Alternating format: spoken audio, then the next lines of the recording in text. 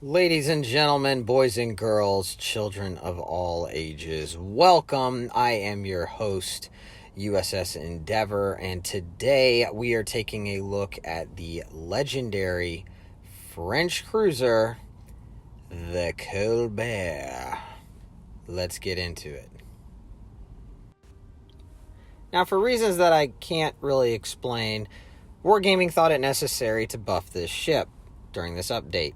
The March update of 2023 to be specific.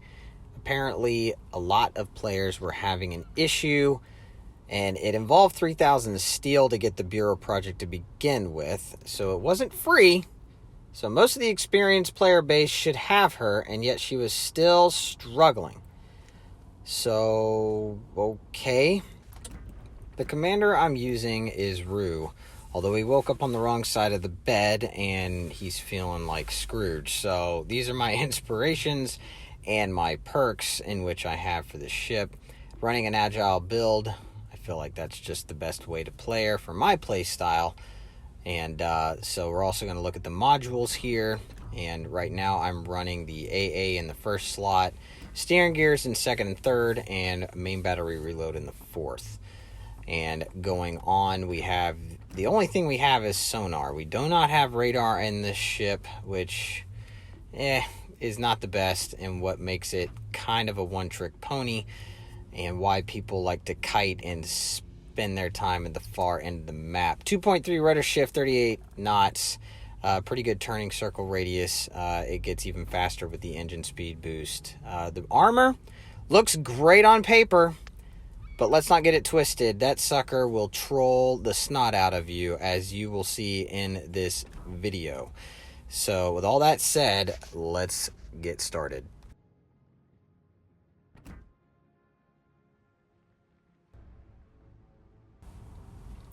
So here we transition into the actual game. We're on Warrior's Path, and I'm not alone. I have my division mate, USS Rooster, in the Daring. He will be helping support in the middle as we both spawn basically mid. And I am going to be right off his right, and we have two Shimikazes on the far ends of either side of our side of the map. So I'm going to support them. And I'm going to try and get in, and I'm going to do the best that I can to try and keep them alive. I love cruisers in general. It's probably the play style that I am the most familiar with and the best at. Always good to see that your destroyers are moving at the very beginning, and I'm just kind of browsing around and looking to see, okay, who's actually moving, who's playing, who's alive, who's AFK. The main on the right hand side is actually going backwards. I don't know why that's always a thing at the beginning of these matches, but the destroyers are moving forward. That's who I'm supporting. That's the role that a cruiser player should take, and that's the one that I adopt, and I enjoy it. So again, looking at the makeup, I'm gonna head in there. I think at this point I kind of tell my buddy in the Daring, okay dude, you take mid, I'm gonna head to the right and support our Shimikaze who's moving in as well. Just please don't die. So, and I gotta do a good job of not dying either, because this thing, although it's coated in 32 millimeters of armor, is surprisingly squishy. So good luck, Daring. I'll see you on the other side of this. Coming in here to support the Shimikaze, like I said. And there's the Cobb on the far left-hand side of the map, so that leaves the two Shimikazes on their team, either mid or on the right. So I got to keep that in mind. There I'm spotted, and speaking of, there's the Shimikaze. So I take a shot at him, and look at this shot. I get 4 penetrations for less than 1,000 damage. So, okay, that's a thing. I did break a module. I knocked out one of his guns, so I'm guessing at this point he probably damage conned it, although if he's smart, he wouldn't have. But he goes unspotted, and I see that he pops his smoke screen. So I am thinking, okay, got to get in here. I want to take him out. And maybe if he's sitting in his smoke, if these torpedoes from our Shimikaze miss him, then I want to be the one to get him. And my hydro's running probably a little prematurely. I probably should have held it until I got a little bit closer, but in either case, I'm rolling up to it. It's active. If he's in there, I'm gonna spot him. I'm getting pretty close to the smoke screen right now, and still nothing, and that kind of concerns me. I'm starting to wonder if he's in there, which is why I'm still holding my shot against the Conqueror. If I shoot and he's in the smoke screen and I'm just outside the hydro range to detect him, he's going to see me. I won't see him because of the smoke fire penalty. So that's the reason why I'm not shooting these ships right now. I really am focusing all my energy on getting this Shimakaze if he's in here. And now I get hydroed. And I'm like, well, what in the world is hydroing me? And I don't realize what it is until after the fact, but it's a grosser Kurfürst that's on the other side of the mountain to my right. And it just exposes me. I'm already spotted, so I might as well open up. The Shimakaze was not in the smoke. He backed out wisely. And now I am backing up because I got torps coming, and they're Shimakaze torps. And if these hit, they're going to hurt. So can I... Oh, dear Lord, that was close. I think I traded some paint on those torpedoes, but I managed to dodge them both. That's just crazy. So I'm still spotted, and at this point, I'm going, well, the Shimakaze I can't get. What could potentially be coming up from behind me? That's my biggest concern. Now I'm visually spotted, and I'm like, I gotta get out of here. Our Daring is still alive in mid, so he's holding his own right there, doing a good job spotting the Montana and the other ship. There's the Kurfürst, which was what was spotting me earlier. I'm no longer spotted, but I do got to get out of here. And at this point, I get spotted, and I'm broadside to this Montana, who thankfully did not have his guns trained on me immediately, but now he's turning, and he wants to get a shot out on me, which I don't blame him. I'm a juicy target. And here come the shots in towards me, but now I'm up to speed, and the mountain's also helping me. I just narrowly missed that salvo. Get a fire on him as a parting gift, and now I'm kind of like, all right, what is over on this far right side of the map? You can see the last known position of the destroyer, so I'm thinking, okay, he's going towards our cap. I've got to go protect it. And then the Des Moines pops up, which I'm glad I got out of Dodge when I did.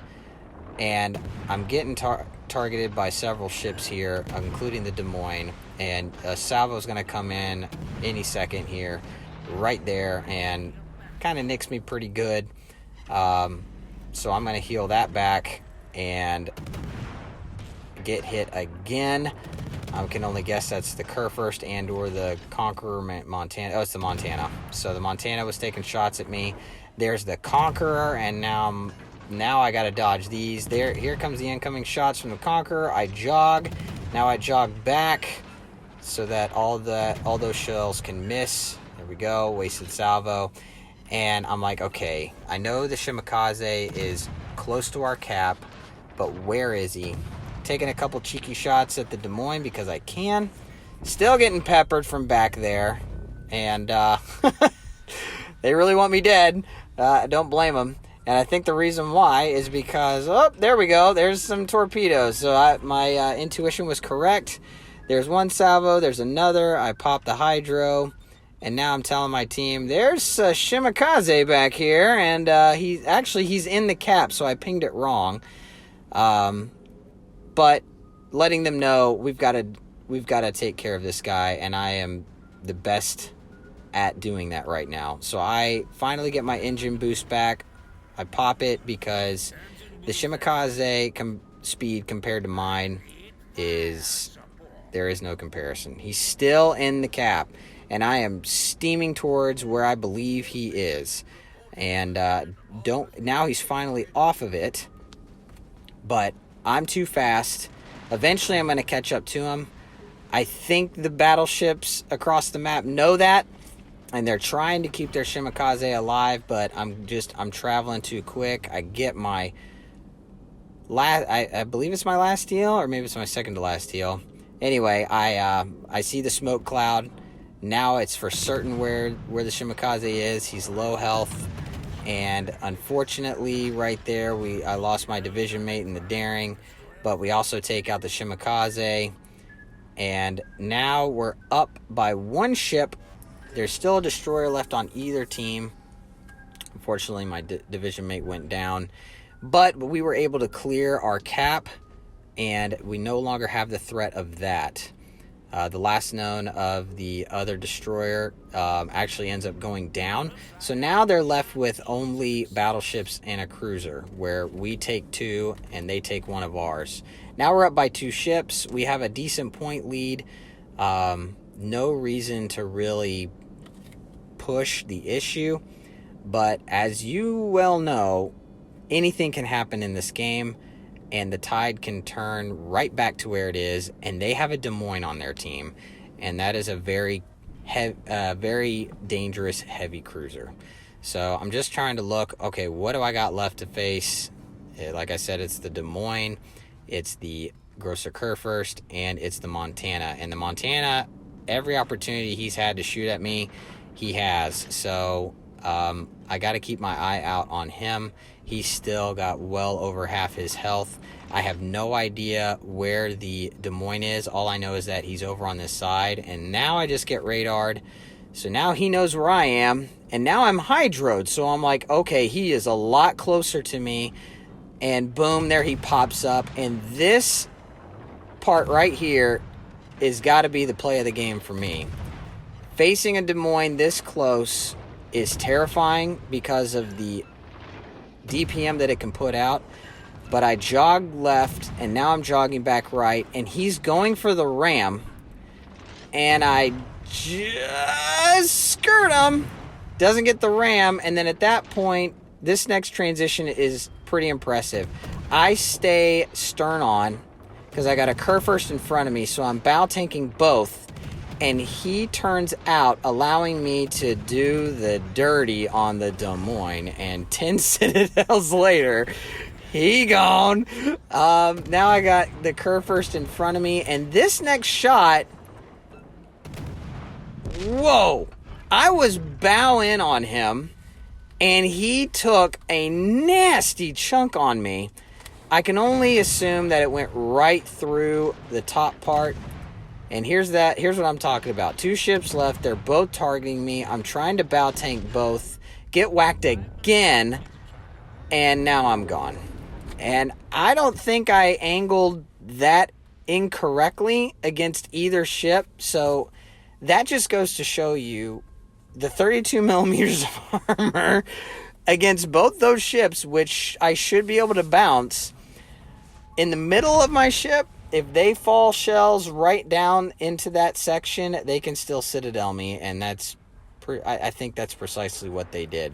So this last section is me kind of watching the rest of it, which it's still anybody's game.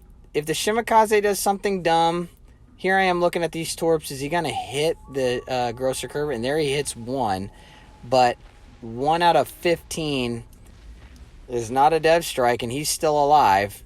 So the Shimakaze, to this Shimakaze's credit, does a really good job of not throwing his ship away. And so I salute you, Captain. I tip my cap to you. You played it very well and didn't get yourself killed unnecessarily.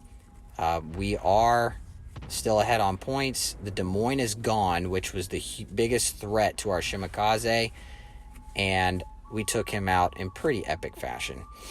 Now all that's left is this Burgoyne that is gunning down the Montana, and the Kurfürst, which I can only assume is hydroing the Shimakaze at this point. I have no way of really knowing that other than just kind of guessing, which is why the Shimakaze wasn't barreling around the corner. Plus, he doesn't have his torpedoes right now. These last 2, the Maine and the Montana, how the Montana has that much health this late in the game is kind of beyond me. It's kind of crazy. So I am just kind of watching this, seeing how the rest of it plays out. I believe the Shimakaze is playing Ring Around the Rosie with this Kurfürst. The Montana is still a threat. but gets whacked by the Burgon right there. Wonderful hit, and now the Montana is pretty much all but gone, and the Shimakaze going around the corner. I was getting a little nervous at this point, but there goes the Montana, and now it's a 1v4, and at this point, it's pretty much GG. Shimakaze saves its torps for the Grosser Curve first, and this next part when the Shimakaze is a little funny. I'll let you kind of watch it and see it. But Ross Weiser, if that's how you say your name, well done, sir. The rest of you guys, GG as well. The Curve first, if it's running RGA, definitely has the Shimakaze spotted at this point. And Grosser Curve first takes a little bit of a hit there.